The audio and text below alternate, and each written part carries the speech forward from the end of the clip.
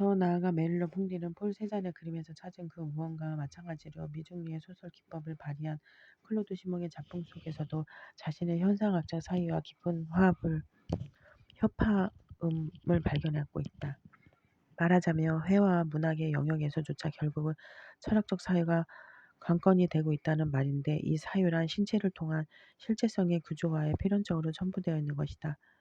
신몽에 대한 메를로 퐁디의 평론은 그 자신의 저작 속에 타원처럼 등장했다.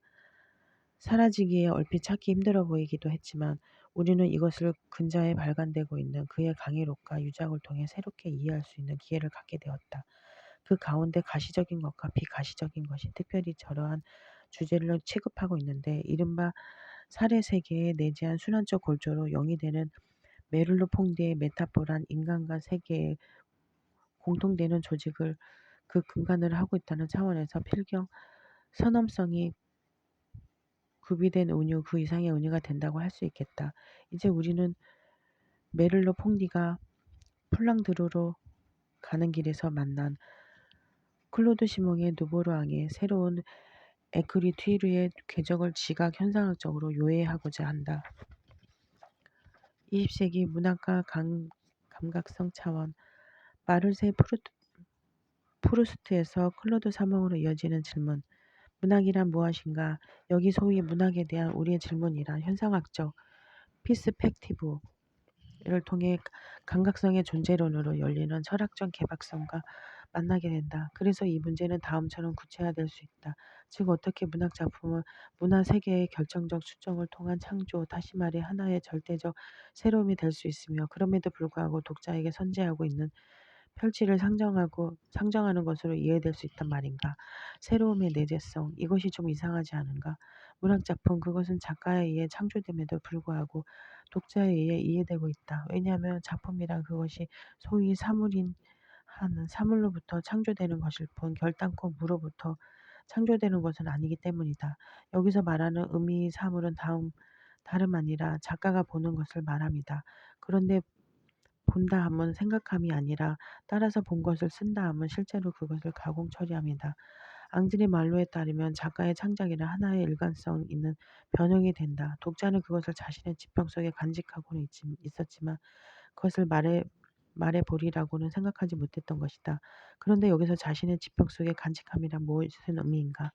메를로 퐁디는 다음과 같이 이해하게 되는데, 그것은 작가가 독자에게 말할 경우 독자는 자기 삶의 지평에서 작가의 보는 바인 창작을 이해한다는 것으로, 이는 마치 그림 애호가가 그림을 보면서 그것을 그릴 수는 없지만 적어도 볼 수 있는 수단을 찾은 것 같은 이치일 것이다.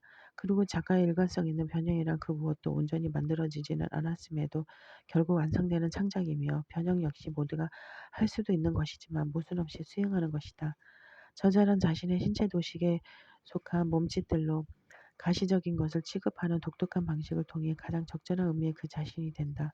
그래서 저자와 신체 도식은 생산적 변형을 위해 불과 분리 관계에 들어선다. 소설 속 어떤 인물도 불변의 상징 모형들에 따라 위와 같은 관계로 가시적인 것을 취급하는 일종의 양식이거나 지속되어 온 은유 능력인 것이다.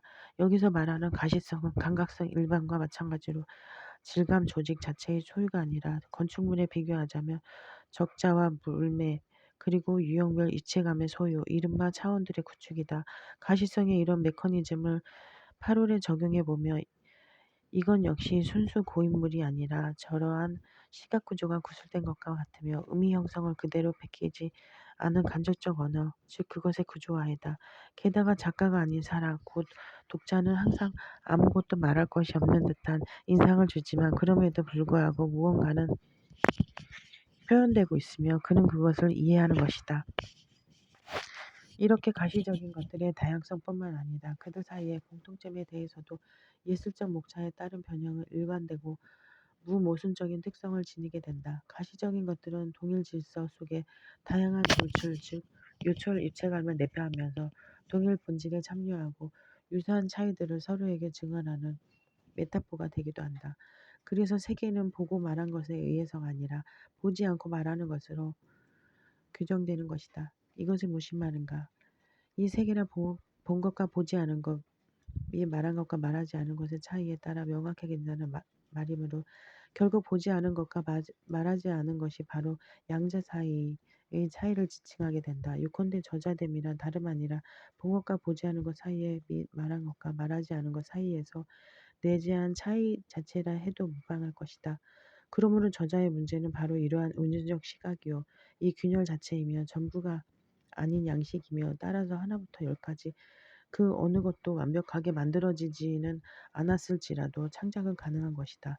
클로드 시몬과 마그마 효과 메를로 퐁디는 마르셀 프루스트를 읽으면서 지성이 스며들 수 없는 암흑으로 뒤덮인 음악적 관념들 속에서 구별되나 분리되지 않는 이념들을 식별해내고 있다. 즉 영혼의 긴방 가운데서도 그 생명의 감각적 공간 속에서도 한 줄기 빛을 현재, 비전, 과거, 해상이라는 통상적 개념의 도전장을 내밀면서 우리 안에 상존하는 과거, 현재를 통해 우리의 내면 세계로의 접근을 열어주는 글쓰기 작업을 그가 프루스트 속에서 분간하고 있다는 것이다. 요컨대 메를로 퐁디는 저 음악적 관념들 뒤로 가시성의 신비를 들이우는 관념 이전의 차원을 간파하고 있다. 그런데 이러한 감각적 선엄, 선엄 영역이란 지성적 개념 영역의 표현들이 결핍된 빛, 소리, 입체감 관능과 같이 존재의 시초를 개방해 주는 차원들로서 우리로 하여금 세계로 들어가게 해주는 것, 다시 말해 우리에게 세계를 열어주는 바의 것들이다. 지성적 관념들이란 바로 그들 이전의 저러한 선엄 세계에서 유래하는 것이다.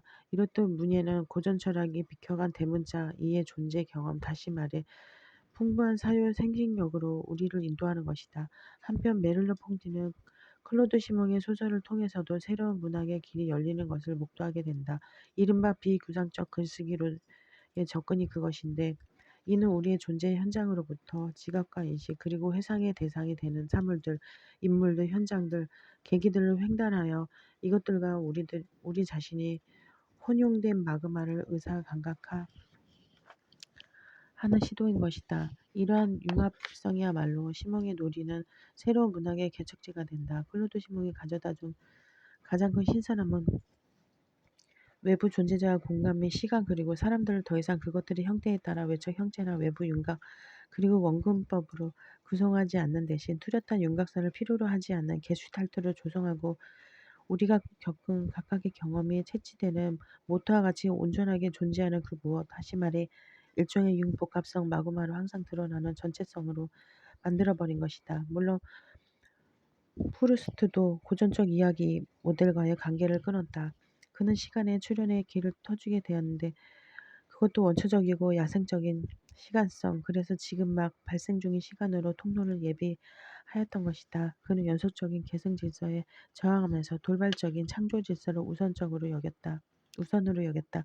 그럼에도 불구하고 여전히 프루스트는 인물 묘사인 포르, 포르트레를 작성하게 되며 시간과 공간 속에 존재하는 나레이터의 입장에 따라 그 의미가 종속되는 상황들을 묘사하고 마는 것이다. 그리고 단어들, 즉 파편, 원고들이 문제가 될 경우에도 이것들은 궁극적으로 등장인물 속에서 서로 연결되고 만다. 게다가 그는 기억의 탐구를 추구하고 있는데 스스로를 반성하는 이러한 탐구란 사실상 작품의 발생 내막을 드러나게 할 것이다. 이는 결국 저술을 통해 기억의 의미를 되찾는다는 말이 되며 그에게 작품이란 한마디로 기억이 추적이 된다. 그런데 프루스트 작품에서 오성에 대한 거부로 획득된 새로운 시간과 공간의 재편성에 이바지하던 유기적 결합들 이란 클로드 시몽에게 와서는 희미해지고 만다. 즉 세월은 서로의 위에 겹쳐지고 장면은 서로의 안에 끼어들어 박히며 신체들은 서로의 위에서 이중이나 다시 말해 동시 지각된다고 메를로 퐁디는 판단하고 있는 것이다. 그는 세계의 살해 지각에 대한 자신의 이론의 집요한 주체인 신체들의 상호 잠식과 상호 신체성을 통한 상호주의적 변형들을 시몽의 작품에서 발견하게 된 것에 만족하게 되는데 어떤 신체와 그의 삶에서 일어난 이러한 변형이란 필경 타인의 생명과 그 지속 그리고 그의 죽음까지 변화시키는 것이다. 그런데 클로드 시몽의 소설에서 분출된 마그마란 무질서, 우연성, 비이성만이 아니라 의미의 범람이기도 하다. 다시 말해 이것은 인간의 언어와 행동이 흘러넘치는 일종의 의미잉여로서 저 언어의 행동들로서 불가항력적인 것이다. 예컨대 어떤 얼굴이나 이미 의미들로 가득한 어마어마한 상징이 되고 있다. 폴랑드르로 가는 길에서 영면 중인 이글레지아는 아즈텍 또는 잉카의 데스마스크 유형인데 이는 시간의 표층이 열려 있어 불가해하면서도 불변하는 안정된 모습이다. 모든 얼굴들, 어쩌면 모든 정열과 모든 액션들도 그들이 배치되는 형식인 시간의 시선에 스스로 노출되었을 경우 기념비적 극면을 갖게 되는 것이다. 휴먼 마그마 곧 인간의 상호 간의 융합성은 우리의 합리적 사고와 공유되는 어떤 기준에도 구애받지 않으면서 저 불의의 형국들을 그려주고 있는 것이며 그 결과 세계라는 양식은 부조리하지 않게 된다. 클로드 시몽은 그래서 다음과 같은 천명하고 있는 부조리는 스스로 붕괴된다. 이 세계가 부조리하다고 말하는 것은 여전히 하나의 이성만을 맹신하려 고집하는 것 같은 것이다. 아울러 전쟁도 모든 것이 허용되었다는 명제로 인해 겪게 되는 희열, 공포, 혐오와 같은 인간 속에서 있는 선인간적 관념과 잘 어울리고 있다. 모든 것을 빼앗기고 몰골이 마리아는 채 조롱당한 이 세계를 보면서 책임을 회피하기도 하며 즐거워하거나 당황하게 되는 감각이 그런 관념이다. 거기서 모든 인간적 척도를 넘어서고 모든 인간의 의지를 비껴가는 피와 불과 갱음이 발생하고 있으니 곧 하나의 불가사의인 것이다. 이렇듯 역사란 모종의 어드벤처와 프로젝트를 보장해 주는 동시에 이것들로 통합된 전개 과정이 아니라 그 어떤 명백한 질서나 미리 고작된 방향도 없이 이루어지는 바의 것이다. 모든 객체, 모든 가시적인 모든 인물이 서로에게 공개되고 서로가 서로 안에 거하는 것이며 그래서 이 전부는 식물의 호흡과 같이 총체적이면서도 감지되지 않는 호흡을 시작하게 된다. 이처럼 그 누구도 역사를 만들지는 못하며 폴립이 돋아나는 것을 보지 못한 것과 같이 아무도 역사의 생성을 보지 못하는 것이다. 그런데 존재자들과 사물들의 기이한 구성이라 할 사태 형성은 바야흐로 현상학이 자신에게 부여한 의미를 보유하고 있다. 나는 그것을 전혀 생각해 보지 못했다. 의외성과 나는 언제나 그것을 알고 있었다. 필연성이라는 두 양상은 이제 사건을 아리스토텔레스의 튀케식 우연으로 그 성격을 규정하게 된다. 튀케란 행운과 불운, 행복과 불행, 유행과 침행과 같은 인간에 대한 우애를 지니고 있는 우연이다. 그러므로 이것은 현실적 원인 연쇄로서의 우연인 아우토마톤만이 사건 배후에 숨겨진 단순 징후가 아니라 이와 같이 튀케는 현상들에 대한 외부 원리가 아니라 인간처럼 목적이 내재하는 존재를 위한 그리고 이 존재에 의한 불가항력으로 해석된 운명적 원인이다. 어쩌면 사태들이 달리 돌아갈 수 있었고 돌아가면 했을 거라고 상상할 수 있는 어떤 존재를 위해서만 저 운명의 실상은 존재할 수 있는 것이다. 요컨대 오직 인간을 위해서 의미를 지니는 것이 저 우연의 사건이라는 것이며 여기서 인간 존재는 사건 속에서 자신의 삶의 의미를 변환시킬 무언가를 찾을 것이고 따라서 이 존재는 자신의 삶의 의미를 부여하거나 아니면 적어도 자신이 그렇게 부여할 능력과 의무를 알고 있으며 필금 그 자신의 실제 상황 내부의 한목적들로 정향된 주체가 되는 것이다. 그리스 비극 속에 편지하는 주요 개념들 곧 포착된 기회라는 의미의 카이로스와 인간에게 의미를 흘리는 뒤케는 정령과 의지, 허약성과 결단력, 육체의 유한성과 역사의 영원성이 혼합된 영역과 관계를 맺고 있다. 전쟁도 바로 이러한 차원으로부터 유출되고 있으며 인간들이란 이 전쟁에서 자신들을 초월하고 있는 저 비극의 책임자들인 것이다. 그래서 클로드 시몽은 프루투스와는 전혀 다른 방식으로 자신의 이야기를 변환시키고 있는데 마르셀 프루스트에게 이야기를 만드는 사람은 삶터에서 저술 쪽으로 옮겨가는 살아있는 작가이고 그와 그의 이야기란 생활에서 작품으로의 이행의 담화인 것이며 결국 이것이 잃어버린 시간을 찾아서라는 탐구적 작품 내용을 구성하는 것이다. 반면 클로드 시몽의 이야기란 모든 것을 다 보지 않은 채 누군가가 이야기해 준 것을 믿은 사람이 지어낸 이야기인 것이다. 따라서 이것은 세계와 그 살이 다단식 실제들로 이야기로 배합들로 상이한 골조들로 증폭된과 마찬가지로 그의 이야기도 다단식 이야기를 저항하고 있다는 증거이다. 작중 인물들은 내면적 삶 또는 개인적 기획에 의해 설정된 캐릭터들이라기보다 그들도 모르는 사이에 그들 속에 하강한 이념의 소지자가 되고 마는데 마치 교회 제단 벽 장식 부조 속 인물들 같은 분위기이다. 이 인물들 시간과 관계없이 공시적으로 공간을 공유하는데 차제의 클로드 시몽의 소설들 중 하나의 부제가 장식 효과에 대한 기술이라는 것을 염두에 둘 필요가 있겠다. 플랑드르로 가는 길, 소설 플랑드르로 가는 길은 풀의 후속작인데 후자는 부분적으로 여전히 전통적 소설의 경향을 가진 반면 전자의 것으로 보기와는 다르게 심리학적 소설에서 탈피해 있다. 비록 이 소설의 골조가 이야기 진행 과정에서 가족의 파란만장한 영웅담으로 전개될 수 있을지라도 말이다. 여기서 루이즈는 피에르의 누나로서 피에르를 위해 희생한 마리의 열정과 희생, 그리고 그녀가 기꺼이 받아들인 가난에 대한 감동적인 증언인 회계수첩을 읽은 뒤 자신의 정부를 위해 피에르와 사빈의 아들인 남편 조르주를 떠나려는 계획을 포기한다. 게다가 루이즈는 새 노파에게 매료되면서 존재들의 노쇠의 계기가 도처에 산재하고 있음을 깨닫게 되는 것이다. 시간 형태의 번식과 확장. 그러나 여기서 독자의 눈길을 끄는 것은 에크리티르 곧 작가의 굴뚝인데 그 이유는 비출기와 식물 그리고 향기 등 지각에 속하는 것들이 화자의 정확한 환기를 통해 매우 강렬한 인상을 남기기 때문이다. 이때 본질적인 것은 신몽의 소설이 사건의 연속보다는 이미지 계승을 제한하기 때문에 나레이션이 스스로 애매해진다는 점이다. 말하자면 현실은 끊임없이 상상과 기억이 사로잡히고 마는데 예컨대 루이지의 체험도 나중에 그녀가 환기할 것이지만 미래에 발생할 회상을 위한 어떤 가능성으로 나타난다. 결국 등장인물들의 체험 속에서 볼 때 실제란 추억이 만들어낸 것에 지나지 않는다. 클로드 시몽 유의 세계에서 우선적인 것은 소설 스토리가 아니라 바로 지각에 있으며 시간이 점령하고 있는 영상들의 그 선차적 국면이 있다고 볼 수 있다. 거기서는 사건 전개가 경직될 경향이 있을 뿐만 아니라 이야기를 탈색시키기 위해 사진이나 우편 엽서가 말하게끔 하는 등 부동자에게 생기 부여까지 하고 있는 설정이 이어서 우리의 독서는 모험이 될 수밖에 없는 것이다. 시몽은 글쓰기의 변식력과 더불어 대조, 유비, 추이를 통한 그것의 증폭 및 확장의 잠재력에 자유로운 혈액, 순환을 공급하고 있는 것이다. 물론 끼워 맞춘 다량의 삽입과 휘황찬란한 일탈의 모든 게임에 동원하면서이다.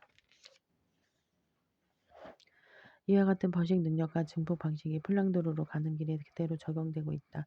독자가 실제적 회상과 상상적 회상을 구별해내도록 하기 위해 이 작가는 이제껏 지적해온 에크리티르 방식을 마냥 적용하거나 무차별적으로 번식시키지는 않는다. 그러나 그가 상상해낸 현실이란 그것이 비록 설득력이 있더라도 애매한 화자와의 위상과 더불어 여전히 문제점을 낳고 있는 것이 사실이다. 즉 누가 말하고 있으며 어떤 유형의 화법으로 서술되고 있는가가 관건이 된다고 말이다.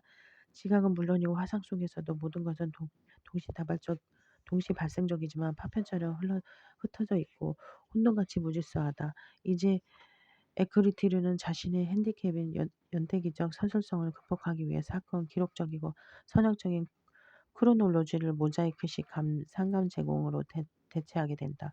바로 이러한 인내형 구성을 떠나 한 시대에서 다른 시대로 작중의 어떤 인물에서 다른 인물로 이런 계기에서 저런 계기로 맥락이 이어지는 유기적 구성이란 결국 어떤 낱말의 분기나 연상의 유비를 통하여 집행되는 것이다. 상상계에 의한 실체계의 오염, 조율되는 번식, 파편적 계기들, 서체의 연속성 등이 에크리티르 봉합 현상에 속하는 것이다. 아울러 현재형과 현재분사형이 사용됨으로써 나레이션이 말하고 있는 사건들은 명중성과 현전성 그리고 직접성을 확보하게 된다. 이러한 에크리티르야말로 현상학적 태도에 해당된다고 볼 수 있다. 말하자면 의식이란 실제로 개방되어 있지만 이 실제란 끊임없이 불확실하고 모험적인 해석의 대상이 되고 있는 것이다.